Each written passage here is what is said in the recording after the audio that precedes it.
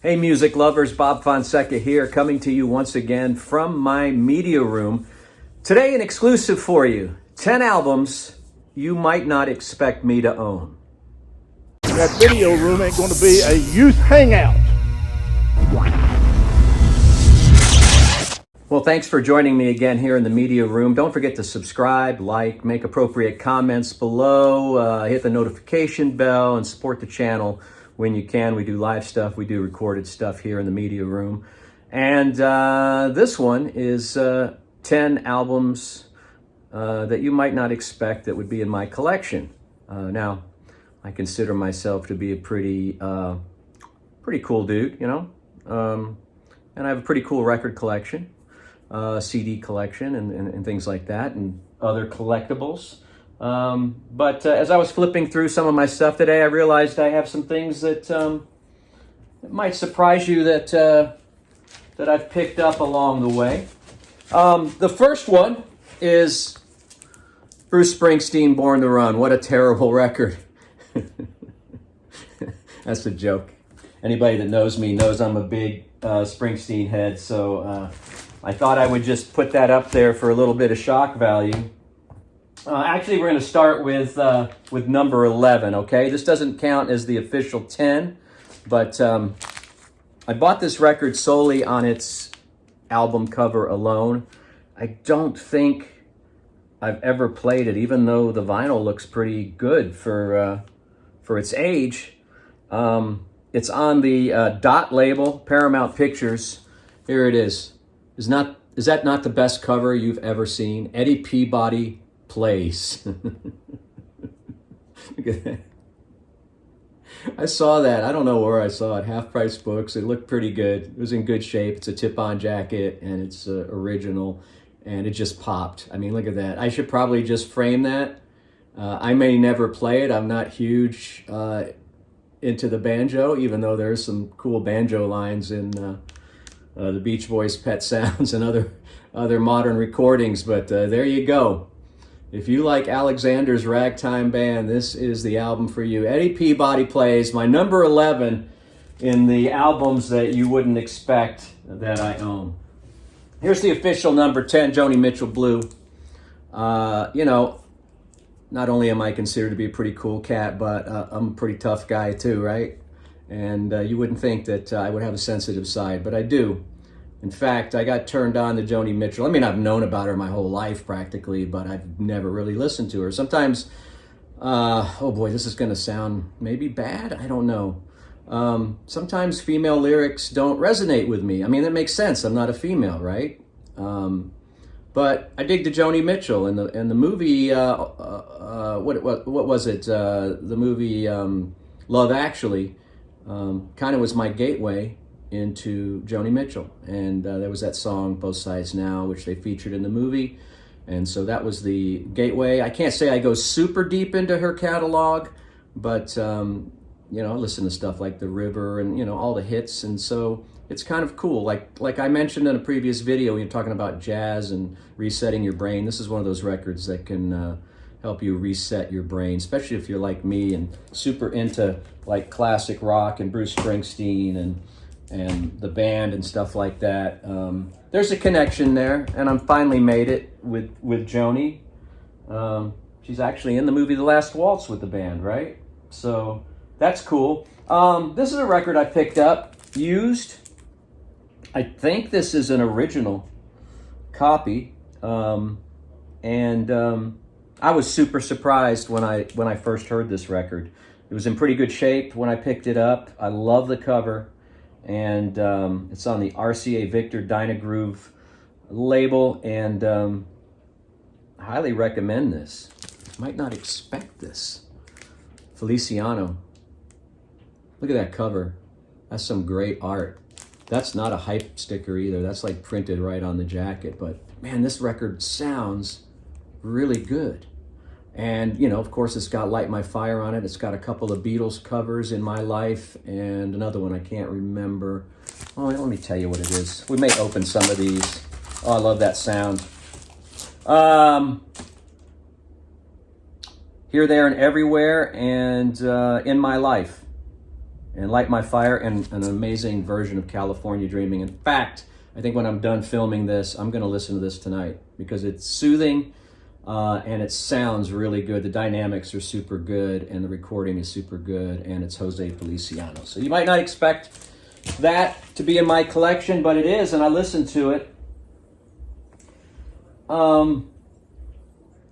I noticed when I was searching through used record stores that there were a lot of copies of Glen Campbell records available. Now, they're not available now because he's no longer with us, and they're a little harder to find, but I must have picked up 5 or 6 used Glen Campbell records at, half-price books or wherever I found them, and they were in good shape. A lot of them look to be pretty original. Tip-on jackets, as I've explained before. I've told you what a tip-on jacket is, but you can look it up and research it. But it's just a different way of printing that they used to do in the old days. But look at some of these covers. I've got maybe 6 of these downstairs of different Glen Campbell titles. But man, he was an amazing artist, and really kind of got into him late in life. And this is one of the best ones, I think, by the time I get to Phoenix. Homeward Bound, Simon & Garfunkel song, Tomorrow Never Comes, I don't know all these songs, but this is really enjoyable, and you can play it on stereo or mono, as it indicates there. My connection to Glen Campbell is I went to high school with Debbie Campbell, who was Glen Campbell's first daughter from a previous marriage, and then her mom had married a military guy back in the day, and ended up going to high school with Debbie Campbell. And she was actually the best friend, the bestie of a girl I was dating in high school, and so that's cool. Okay, again, more albums that I probably bought based on album covers alone. But of course, we all know the Ventures. If you're into instrumental guitar music, surf music, the Ventures. But look at this great cover here. You might not think that I would own the Ventures, but you can't resist these covers. I mean, this makes me happy. I don't know what's going on here. Can you make an album cover like that today? These guys are falling all over themselves looking at this hot model that's, I don't know if she's doing the Watusi or what she's doing, but the Ventures, Walk, Don't Run. So many great songs on here. And here's another one. I've got Hawaii Five-0 downstairs. Here's volume 2 of that, Walk, Don't Run, volume 2. Again, little sexism going on here. Maybe, I guess. I mean, I don't know, But look at that. Look at the colors. Look at the art direction. They don't make them like this anymore. But these are 2 records that I bought because I didn't have any Ventures stuff. I can't say I'm a huge fan, but the music combined with the graphics kind of speak to me, and so I picked those up. What number is that? So we had, we had 10, 9, 8, 7. So that was 7, 6. You might not think that I'm a Grand Funk fan, but I am. And this goes all the way back to high school. Went to high school in the 70s, from 70 to 74. And I don't know, I think I got turned on to Grand Funk listening to... I heard about Grand Funk for the first time because a lot of kids in my high school, when I went to Lake and Heath American High School in England, a lot of kids went to see Grand Funk in Hyde Park. I did not make that journey, but they came back raving about this band Grand Funk, and everybody, they played Grand Funk on the jukebox in my cafeteria at high school, and kind of got into them. And this was an album that I would put on just before, as I was putting like my uniform on to go pitch in Little League, I would put on Grand Funk live album or Mark Don and Mel. And I think that was a live album. Yeah, it was definitely the live album I played. I think this is probably from 1972. This is not the original one, but I picked, because I sold most of my original vinyl back in the 80s, but This is one I picked up not too long ago because I wanted to relive those days of getting in my baseball uniform before a game and getting all hyped up with Grand Funk music. But there it is, Mark, Don, and Mel. Grand Funk, the live album. It's a double. Yeah. Yeah. Have no idea who these guys are, but I have this in my collection. What is, for you, from us, the Astronauts. 1965, great cover, right?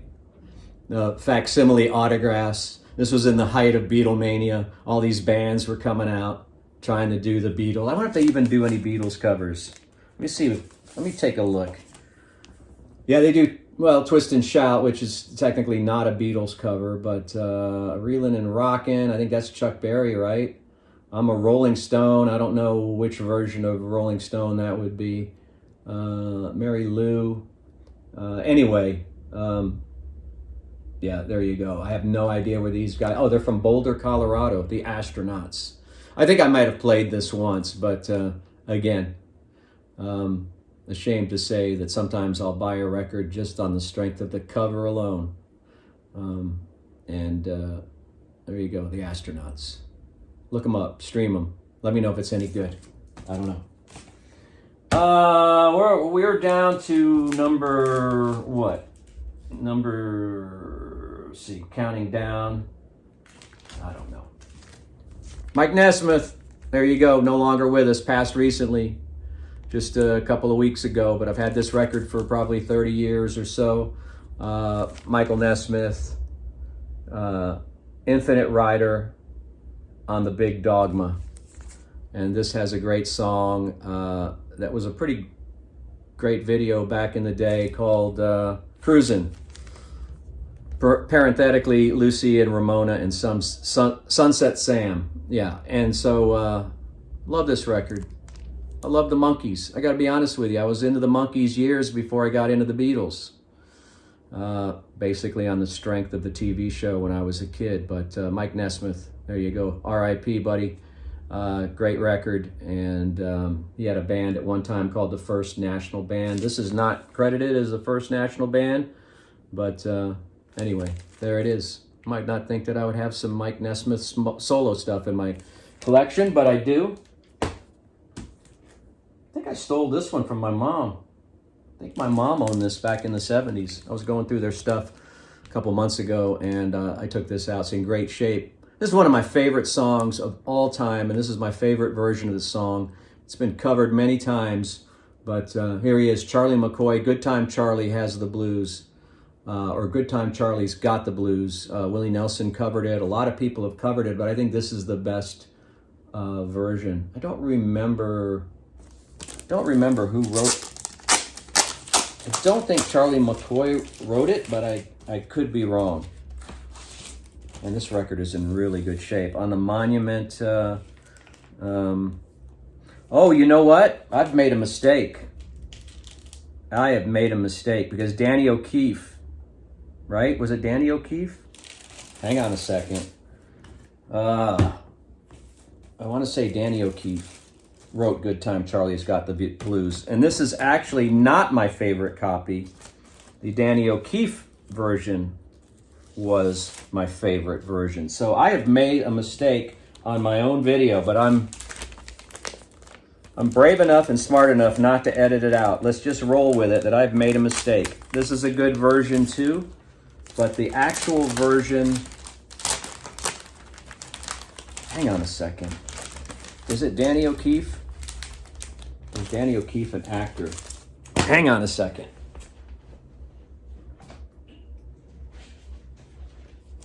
Well, this is interesting, right? What other YouTube videos do you see where they just fall apart? I'm going on my iPad here. Is it? Because I don't know why all of a sudden Danny O'Keefe doesn't sound right to me. Danny O'Keefe. Yeah, it is. Danny O'Keefe. That's my favorite version. Not Charlie McCoy. But I stole this from my mom's collection in the 70s because it was in good shape and I love the cover. And there's some great tunes on here as well. Anybody going to San Antone? John Henry, which was a traditional song, I think. Yeah, so there you go. I made a mistake. Pardon me. But you saw it. You saw it happen right on camera. Here we go.